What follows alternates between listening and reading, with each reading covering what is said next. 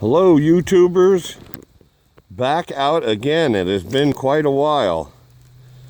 This is one of the latest projects I finished. This is an 82 IT250. I picked this up at the vintage swap meet in York back on, I believe, the 25th of January. But kind of a nice find. It was actually hidden because it was all painted black and it was surrounded by a bunch of older bikes. So it was nice that it was painted that, because I found it and it was hidden. But anyway, it was pretty much all original. Nothing was cannibalized on it. It was all there. It needed a lot of TLC. I mean, I had to take all the plastics off, strip all the paint off, got it back to blue. The front fender was hammered, so I put a new... It's a white one. It's off a YZ, but it's new, and I got it at a real good price. I said, screw it, leave it white. And everything else was all original. I put new grips on it. It needed all new cables. It needed a new tail light. I put a tail light assembly inside there. The bulb and the plug and all that, wired it all in, and that's a new lens. And the lights all work, all functional.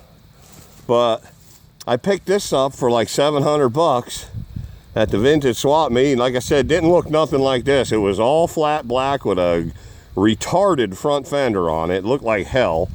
So anyway, I redid the plastics and cleaned everything up and painted it. And it needed a lot of TLC. Carburetor needed complete cleaning. Had to replace the brass floats because they were rotted, had a hole in them.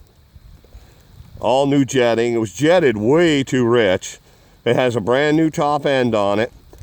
The compression was way down on this. And when I pulled the top end off, I pulled the head off. I looked, I said, why isn't that piston coming to TDC all the way to the top of the deck, you know, the deck of the cylinder? It was down like 3 or 4 millimeters. So I knew it was a Wiseco piston because it had the numbers on top it, on the crown. And I took the numbers and ran them, and somebody put a piston from a Ski-Doo, a damn Ski-Doo snowmobile piston in it. The bore was the same, but the stroke is different. The Ski-Doo has a 61 millimeter stroke. The IT250 has a 64 millimeter stroke. So it was 3 millimeters down. And so I found the right piston. I got a Wiseco piston, an IT piston. And boy, did it make a difference in compression. It brought the compression up. Now it felt like a 250 when you kicked it over. But no, this is the first run out since I had it.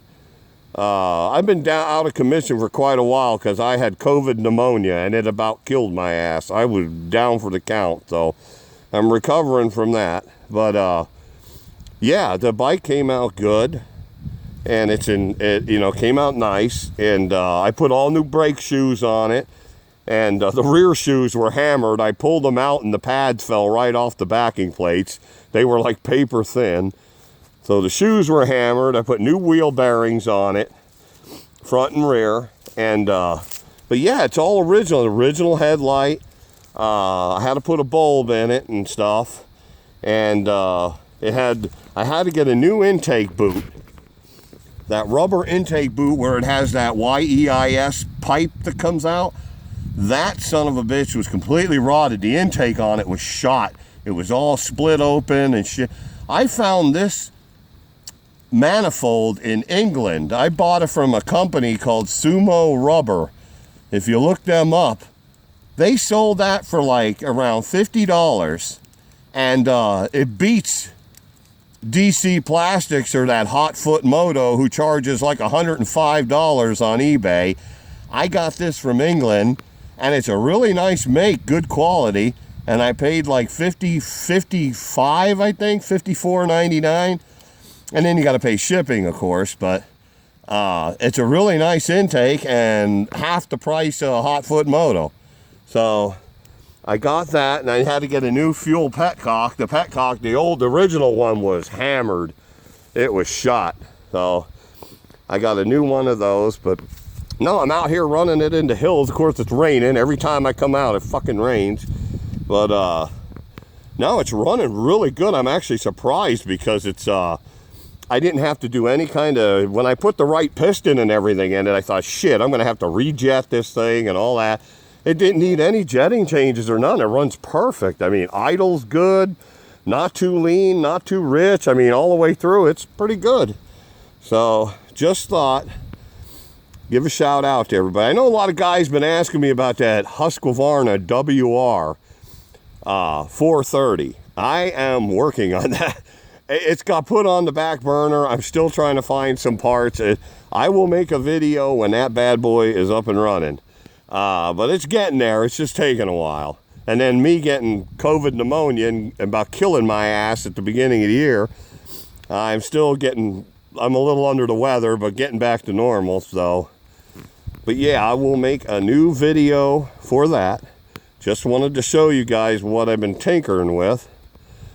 And also, I did finish a 250 YZF, an 05. I know that's not vintage, but I picked that up in Baltimore for $550, and I fixed the transmission, and now it runs really good. But anyway, that's another video. But yeah, just wanted to show everybody that's what I got, an 82 IT250J,